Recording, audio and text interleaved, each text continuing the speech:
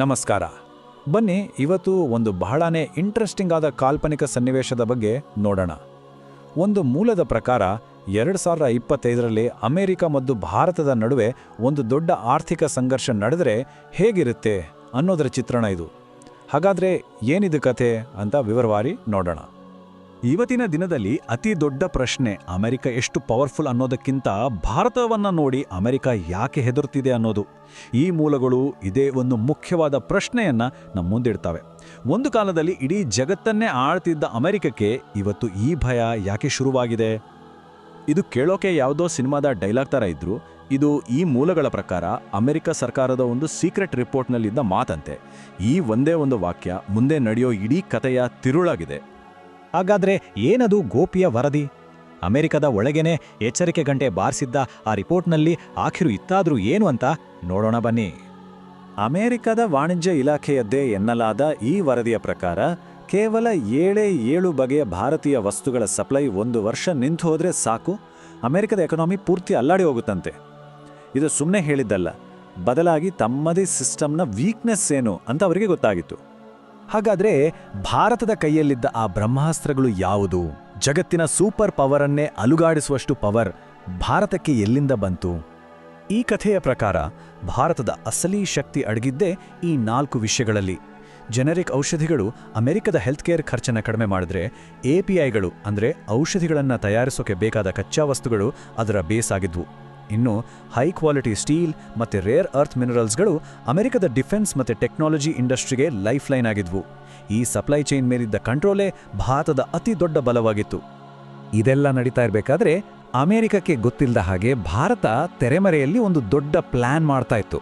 ಸದ್ದಿಲ್ಲದೆ 47 ದೇಶಗಳ ಜೊತೆ ರೂಪಾಯಿ ಟ್ರೇಡ್ ಡೀಲ್ ಮಾಡಿಕೊಂಡು ತನ್ನ ಗೋಲ್ಡ್ ರಿಸರ್ವನ್ನ ಹೆಚ್ಚಿಕೊಳ್ತಾ ಡಾಲರ್ ಮೇಲಿನ ಅವಲಂಬನೆಯನ್ನ ಕಡಿಮೆ ಮಾಡೋಕೆ ಒಂದು ಸ್ಟ್ರಾಂಗ್ ಫೌಂಡೇಶನ್ ಹಾಕೊಂಡಿತ್ತು. ಸರಿ, ಈಗ ಆ ಸಿದ್ಧತೆಗಳೆಲ್ಲ ಹೇಗೆ ಯುದ್ಧದ ಸಮಯದಲ್ಲಿ ಕಾಜೆ ಬಂತು ಅಂತ ನೋಡೋಣ. ಈ ಮೂಲಗಳು ಹೇಳೋ ಹಾಗೆ ಆ ಟ್ರೇಡ್ ವಾರ್ ಕತೆ ಶುರುವಾಗಿದ್ದೇಗೆ?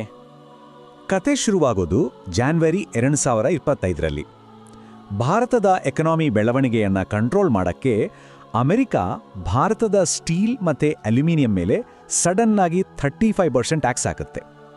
ಭಾರತ ಹೆದರ್ಕೊಂಡು ಸುಮ್ಮನಾಗುತ್ತೆ ಅನ್ನೋದು ಅವರ ಲೆಕ್ಕಾಚಾರವಾಗಿತ್ತು. ಆದರೆ ಭಾರತ ಕೊಟ್ಟ ಉತ್ತರ ಸಿಕ್ಕಾಪಟ್ಟೆ ಫಾಸ್ಟ್ ಆಗಿತ್ತು ಮತ್ತು ತುಂಬಾನೇ ಶಾರ್ಪ್ ಆಗಿತ್ತು. ಜಸ್ಟ್ 48 ಗಂಟೆಗಳಲ್ಲಿ ಅಮೆರಿಕಕ್ಕೆ ಹೋಗ್ತಿದ್ದ API ಅಂದರೆ ಔಷಧಿಗಳ ಕಚ್ಚಾ ವಸ್ತುಗಳ ರಫ್ತನ್ನು 28% ಕಟ್ ಮಾಡಿಬಿಡ್ತು. ಈ ನಂಬರ್ ಚಿಕ್ಕದ ಅನ್ಸ್ಬೋದು, ಆದರೆ ಇದರ ಎಫೆಕ್ಟ್ ಮಾತ್ರ ದೊಡ್ಡದಿತ್ತು. ಆ 28% ಕಟ್ನ ಎಫೆಕ್ಟ್ ತಕ್ಷಣ ಕಾಣಿಸೋಕೆ ಶುರುವಾಯಿತು. ಅಮೆರಿಕದಾದ್ಯಂತ ಔಷಧಿಗಳ ಆಗಿ ಹಾಹಾಕಾರ, ಬೆಲೆಗಳು 3-4 ಪಟ್ಟು ಜಾಸ್ತಿ ಆಯಿತು. ಇಡೀ ಹೆಲ್ತ್ ಕೇರ್ ಸಿಸ್ಟಮ್ ಅಲ್ಲಾಡಿ ಹೋಯಿತು. ಇದೇ ಟೈಮ್ನಲ್ಲಿ ಭಾರತ ಅಮೆರಿಕನ್ ಕಂಪನಿಗಳಿಗೂ ಒಂದು ಕ್ಲಿಯರ್ ಮೆಸೇಜ್ ಕೊಡ್ತು. ಆಗ ಅಮೆರಿಕಕ್ಕೆ ಮೊದಲು ಬಾರಿಗೆ ಆಟ ಬದಲಾಗಿದೆ ಅನ್ನೋ ಅರಿವಾಯಿತು. ಭಾರತ ಇಷ್ಟಕ್ಕೆ ಸುಮ್ಮನಾಗಲಿಲ್ಲ, ಆಟವನ್ನು ನೆಕ್ಸ್ಟ್ ಲೆವೆಲ್ಗೆ ತಗೊಂಡು ಹೋಯಿತು. ತನ್ನ ಕೈಲಿದ್ದ ಇನ್ನೊಂದು ಪವರ್ಫುಲ್ ಅಸ್ತ್ರವನ್ನು ಪ್ರಯೋಗಿಸಿತು. ಅಮೆರಿಕದ ಹೈಟೆಕ್ ಮತ್ತು ಡಿಫೆನ್ಸ್ ಇಂಡಸ್ಟ್ರಿಗಳಿಗೆ ಜೀವನಾಡಿಯಾಗಿದ್ದ ರೇರ್ ಅರ್ತ್ ಮಿನರಲ್ಗಳ ಎಕ್ಸ್ಪೋರ್ಟನ್ನು 40% ಕಟ್ ಮಾಡ್ತು. ನೋಡಿ, ಈ ಒಂದೇ ಒಂದು ಮೂವ್ನಿಂದ ಅಮೆರಿಕದ ಹೆಮ್ಮೆಯ F-35 ಫೈಟರ್ ಜೆಟ್ ಪ್ರೋಗ್ರಾಮ್ 11 ತಿಂಗಳು ತಡವಾಯ್ತಂತೆ. ಅಂದರೆ ಭಾರತದ ಒಂದು ಎಕನಾಮಿಕ್ ನಿರ್ಧಾರ ಅಮೆರಿಕದ ಮಿಲಿಟರಿ ಶಕ್ತಿಯನ್ನೇ ಪ್ರಶ್ನೆ ಮಾಡೋ ಹಾಗೆ ಮಾಡಿತು. ಈ ಯುದ್ಧ ಬರೀ ಗೂಡ್ಸ್ ಬಗ್ಗೆ ಆಗಿರಲಿಲ್ಲ, ಇದು ಹಣದ ಬಗ್ಗೆ, ಡಾಲರ್ನ ಪ್ರಾಬಲ್ಯದ ಬಗ್ಗೆನೂ ಆಗಿತ್ತು. ದಶಕಗಳಿಂದ ಇಡೀ ಜಗತ್ತನ್ನು ಆಳ್ತಿದ್ದ ಅಮೆರಿಕನ್ ಡಾಲರ್ಗೆ ಇದೊಂದು ನೇರ ಸವಾಲಾಗಿತ್ತು. ಡಾಲರ್ ಮೇಲೆ ನಿಂತಿದ್ದ ಸ್ವಿಫ್ಟ್ ಸಿಸ್ಟಮ್ಗೆ ಪರ್ಯಾಯವಾಗಿ ಭಾರತ, ರಷ್ಯಾ, ಚೀನಾ, ಇರಾನ್ ಇವರೆಲ್ಲ ಸೇರಿ ತಮ್ಮದೇ ಆದ ಒಂದು ಹೊಸ ಪೇಮೆಂಟ್ ಸಿಸ್ಟಮ್ ಶುರು ಮಾಡಿದ್ರು. ಇದು ಬೇರೆ ದೇಶಗಳಿಗೂ ನಾವು ಡಾಲರ್ ಇಲ್ಲದೆ ಬದುಕಬಹುದು ಅನ್ನೋ ಒಂದು ದಾರಿ ತೋರಿಸ್ತು. ಅಷ್ಟೇ ಅಲ್ಲ, ಭಾರತ ನೇರವಾಗಿ ಅಮೆರಿಕದ ಎಕನಾಮಿಯ ಹೃದಯಕ್ಕೆ ಕೈ ಹಾಕ್ತು. ಅಮೆರಿಕನ್ ಗವರ್ಮೆಂಟ್ ಬಾಂಡ್ಗಳನ್ನು ಮಾರಾಟ ಮಾಡೋಕ್ಕೆ ಶುರು ಮಾಡ್ತು. ಇದರಿಂದ ಅಮೆರಿಕ ತಾನು ಮಾಡೋ ಸಾಲಕ್ಕೆ ಕಟ್ಟಬೇಕಾದ ಬಡ್ಡಿ ಸಿಕ್ಕಾಪಟ್ಟೆ ಜಾಸ್ತಿ ಆಯಿತು. ಇದು ಅಮೆರಿಕದ ಆರ್ಥಿಕತೆಯ ಬೆನ್ನೆಲುಬನ್ನೇ ಮುರಿಯುವಂಥ ಹೊಡೆತವಾಗಿತ್ತು. ನಂತರ ಒಂದು ತುಂಬನೇ ಅನ್ಪ್ರೆಸಿಡೆಂಟೆಡ್ ಮೂವ್. ಭಾರತ ಅಮೆರಿಕದಲ್ಲಿರೋ ತನ್ನದೇ ಜನರನ್ನ, ಅಂದರೆ ಭಾರತೀಯ ಅಮೆರಿಕನ್ನರನ್ನ ಈ ಯುದ್ಧದಲ್ಲಿ ಬಳಸ್ಕೊಳ್ತು. ಒಂದೇ ಒಂದು ಪತ್ರ ಅಮೆರಿಕದ ಬ್ಯಾಂಕಿಂಗ್ ಸಿಸ್ಟಮನ್ನೇ ಅಲ್ಲಾಡಿಸ್ಬಿಟ್ಟು.